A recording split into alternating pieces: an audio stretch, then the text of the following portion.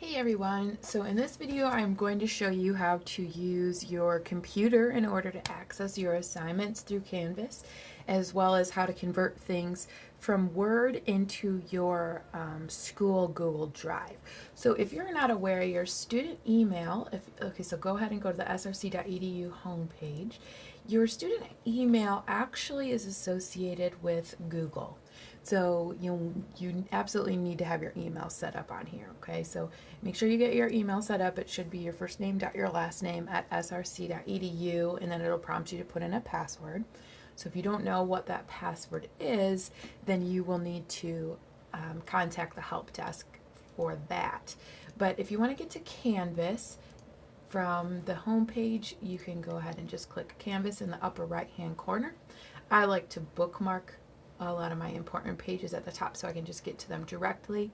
You'll notice that you should have Principles of Biology, maybe some other courses that you'll be taking for the semester. And when you open it up, you'll just see one module at a time. But I'm going to skip to one I know has an assignment in it. So usually your assignments that say lesson whatever with the description, those are going to have worksheets that you have to complete in them. And so when you open up your assignments, you'll notice that I give you usually some directions or background here earlier on in the semester. I stopped doing that after a while because I feel like you should get in the habit there. And I usually post this as a docx, which is actually Microsoft Word, and a PDF. So if you want, you can click and download the PDF, which I've already done that, and it'll pop up and it'll say open with whatever, so you can actually just open it or you can save it. If you open up the PDF, you should have something like Adobe Acrobat Reader, which is a free program you can install. And with the PDFs, what I've done is I've already left spaces for you to handwrite in your answers. So if you wanted to print out the PDF and do everything, you can handwrite it. And I put in QR codes. So if you've printed your work, all you need is a device that has a QR scanner. So I'll show you what that looks like. So let's say you printed your worksheet and you wanted to do this by hand, not sitting at your computer. If you have any internet accessible device like an iPad or your smartphone, you can get something called QR scanner, and that's accessible for both Android and iOS. So just open up the QR scanner and allow. I guess I haven't used the QR scanner on here yet, but I wanted to show you what that looked like. So let me try this one more time. So when you open it up, it's going to show like a picture. And as soon as you go over that QR code and it catches it, it'll open up the website for you. So you can follow through with the website or watch the video or whatever it is through your smart device. So if you have your worksheet printed out, you don't have to be doing the work on the computer. You can actually do it by hand. And I'll explain how you can turn that in another video. So the PDF is mostly for those of you who want to print out your worksheets, either to do your work or to keep a record of it. The Word documents, then, when you click on the Word document, it'll download in two places. Usually, if you're using a PC, it'll save that directly to your desktop so you can see that show up. Otherwise, if you're using Firefox, usually your downloads tray is right here, or you can click up here and find downloads.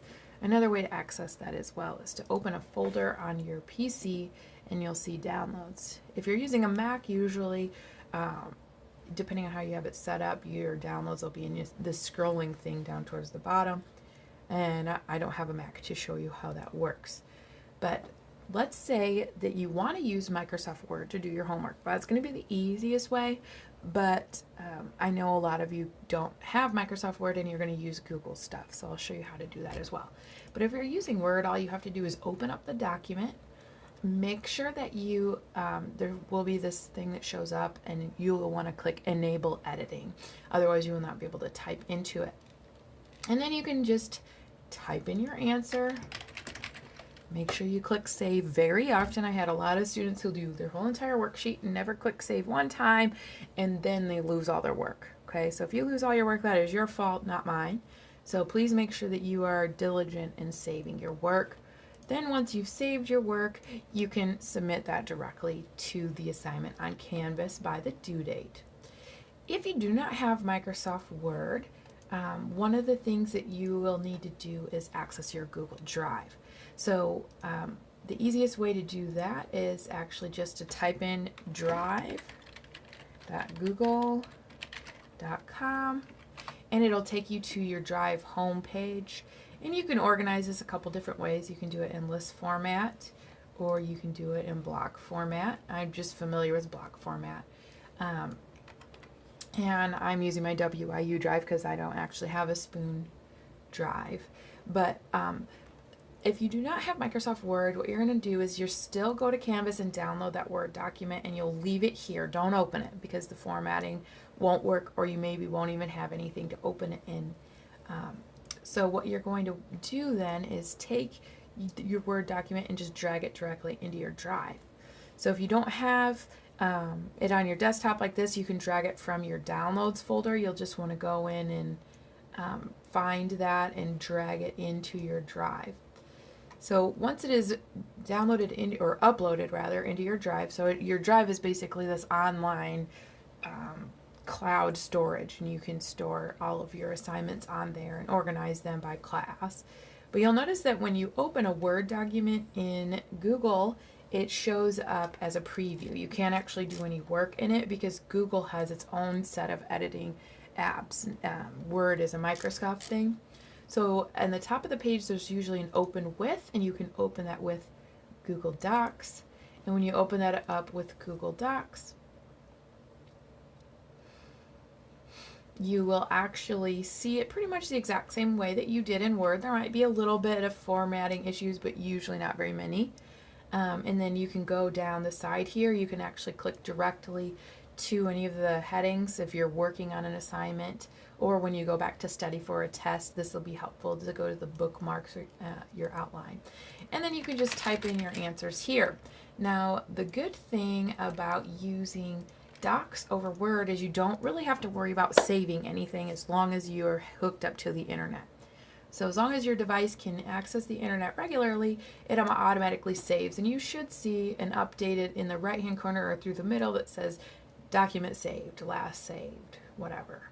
Okay, and then once this is saved, you'll see that you actually have a Google Docs version of this now in your drive. So you could actually just go out and delete the Word version. So the Docs has this little page with blue lines where the Words has a W. And Word documents you cannot edit through Drive. And so if you're using a computer, this is going to help you. If you are using a tablet or a smart device, I will walk you through how to do that because it's going to work a little differently. But once your assignment is completed and it's in Drive, that can submit directly to Canvas that way. So once you go back to Canvas, you can sync that with your Drive and just find the assignment that you need. So one thing I notice a lot of students do is they change the names of their document, or they create new documents and copy and paste stuff. Don't do that. Either download the Word and do it directly in the Word, print off the PDF and do it by hand, or drag your Word into Docs and open it as a doc. And then I would highly encourage you to delete the Word documents out so that you don't have a bunch of redundant files and you don't forget which one you're actually working in. If you're going to change the name, the only thing that you should do to rename them is put your name at the end of them, or completed or something so that you know you actually did the work. But I would recommend leaving the name of the worksheet in there so it's easier for you to find later. Okay. So for doing your assignments, you need to either do them on paper, do them in Word, or put them into Google Drive. Now, if you're using a tablet, I'm going to make a separate video on some of the ways that you can do that as well. So I hope this is helpful for helping you access your assignments from Canvas, as well as how to do your work and get it submitted back to Canvas.